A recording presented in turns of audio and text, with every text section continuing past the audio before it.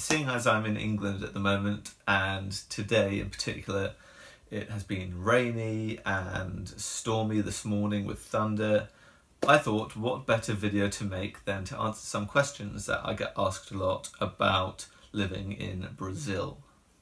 Number one, how different is the way of life there? I can't speak for the whole of Brazil. I can speak for the city where I live, which is called Uberlândia. On the map it's between Brasilia, the capital, and Sao Paulo. So it's very inland. One of the ways we describe way of life there is caipira. It's kind of country style. We are in a city, but for me at least it feels very rural, and the way of living is very relaxed and caipira. For me, I think there's more of a focus there in the lifestyle there on community and family and kind of the social experience, just spending time together, eating together, going out together, these sorts of things. How long did it take to adjust to life there? So I moved there 11 months ago. I haven't been there the whole time, but the majority of that time I have been there. And probably it took at least a good 3 or 4 months to really get used to living there. Still, there are times when it kind of hits me again that I'm living in Brazil, which feels very weird still some of the time. But I would say that I've settled in fairly well now. How much of the language have you learned? So the language in Brazil is Portuguese. Lots of people, including most Brazilians, actually do say that Portuguese seems to be one of the most difficult languages in the world to learn. And I would say it is the most difficult language that I've ever learned, more than French and Spanish. Those are the ones I've learned. And in Brazil it's another level because they don't speak proper Portuguese. And they'll say this as well, it's not just me, that they speak a lot of slang and a lot of the kind of adapted version of Portuguese, which means it's more difficult to learn from official sources. You kind of just have to learn properly from living, which is fine for me because I'm living there.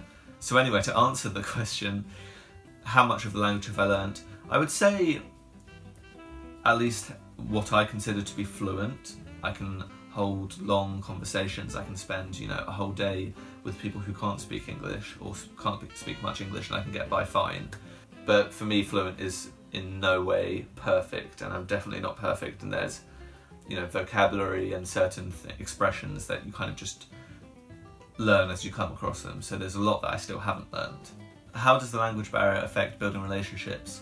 Certainly at the beginning, when my Portuguese was weaker, I did feel a little bit lonely because I'm used to having meaningful conversations. For me, small talk isn't stimulating, and at least on my side of the relationships it did feel like there would be something missing because of that. But there are lots of people who I feel I have a very strong relationship with, and we don't necessarily have the deepest conversations. Luckily, lots of people do speak very good English, and that really helped, especially at the beginning. But I do think now my Portuguese is at a level where I'm able to have meaningful conversations in Portuguese. So that's really good. But definitely, language barrier does affect building relationships. This is probably the question I get asked the most. What do you actually do there? This is a very good question.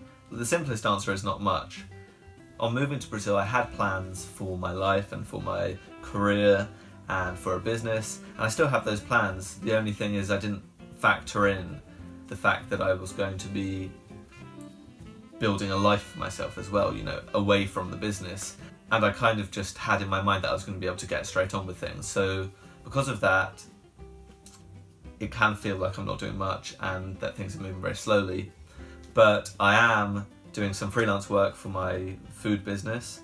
I am also obviously doing this YouTube now, and I'm teaching English. And just in the last few weeks I have had something else come up which is exciting and completely unexpected, and I'm not going to tell you what it is yet because there will probably be a whole video or whole videos or vlogs about it, so I'm not going to talk about that now, but it's good. What is the food like? So in Brazil the diet does generally contain a lot of meat and a lot of breads and rice and beans. if I were to be consuming a normal Brazilian diet day to day, it would look something like powder queijo, which is a little sort of cheese bread that they have there, which is amazing, and maybe some other type of bread, some ham and cheese, maybe some fruit for breakfast. And then the main meals would look like meat stew, beans, rice, tomato salad, sometimes some pasta. Very traditional, playing on that meat theme, is the churrascaria, which is Brazilian barbecue. You sit down and it's an all-you-can-eat style, so you pay a set price and there will be normally a big sides buffet with salads and fruits and cheeses and whatever else, and they just bring around all this freshly barbecued big cuts of meat and also little things like chicken hearts and those sorts of things, and it's so good. I don't actually follow a very Brazilian diet while I'm there. Obviously I do eat these foods from time to time, but when I'm at home there I normally have fruit and yogurt for breakfast, and then sort of salady light things, quite a lot of vegetarian food during the week. Oh, and I have to mention sweets, of course. So the most traditional dessert there, I would say, is pudim, which is similar to flan that you'd have in Spain, or creme caramel that you would have in England. I don't know if there's something they call it in America, and other places, but it's made with condensed milk in Brazil. What do you like most about living in Brazil? For me, it's definitely the social side of things. The reason I wanted to move in the first place was because of the people. People are just so open in day-to-day life, you know, whether that be in relationship, in being in a relationship with someone and being friends with someone, or, you know, the way that they talk to each other, which most of the time is a good thing. What do you like least about living in Brazil? While the relaxed way of life is great a lot of the time, sometimes just for me, I'm not a particularly patient person anyway, but I really like to be getting things going. I like to have momentum, and I like to be spending my time productively. So certainly something that I've really struggled to adjust to more is having to be more patient, because people are so laid back and things take a long time, and there's also a lot of bureaucracy. So probably just the efficiency. What's your favourite place in Brazil so far? Well, of course I have to say my city, Uberlândia, but outside of where I live, I love Rio and I love Salvador. The coastline by Salvador is amazing. What do you miss most about England? Of course I miss my family and my friends a lot. Thank goodness for FaceTime and Skype and Facebook video calls. Occasionally we do have little spells of cooler weather in Brazil, which is amazing, but I do miss being able to be cozy more of the time in the cold weather.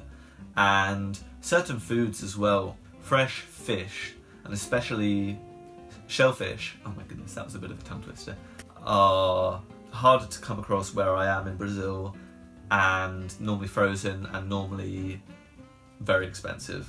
And the final question, do you prefer Brazil to England? I don't have a favourite, and I'm not just saying that. I do always say to people that I love them equally.